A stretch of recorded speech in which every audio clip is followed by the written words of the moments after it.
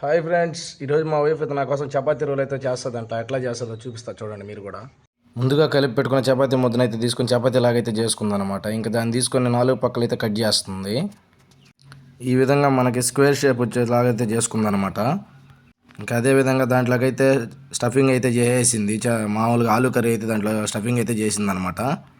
ఈ విధంగా అయితే ఫోల్డ్ చేసుకొని అదే దానికి కొంచెం గమ్ములాగా వేయేదానికి మళ్ళీ అదే పిండి తీసుకొని అయితే దాంట్లో కొంచెం వాటర్ కలుపుకొని అయితే గమ్ములాగా చేసుకుంటుంది అనమాట. దాంట్లో ఈ విధంగా అయితే పూసేదానికి అంటే ఈ విధంగా చేస్తే అంటే దాన్ని ఖర్చుకొని ఉంటుంది అనమాట, ఊడిపోకుండా మనం కాల్చుకునేటప్పుడు.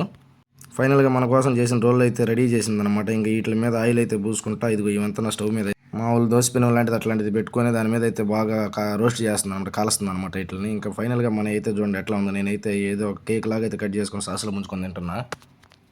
ఇంకా టేస్ట్ విషయానికి వస్తే చెప్పనక్కర్లేదు, ఎందుకంటే సాసులో ముంచుకొని తింటుంటే ఇంకా సూపర్గా ఉన్నింది. మీరు లైక్ చేసి సబ్స్క్రైబ్ చేసేసుకోండి మన ఛానల్ని. ఉంటా ఫ్రెండ్స్, బాయ్.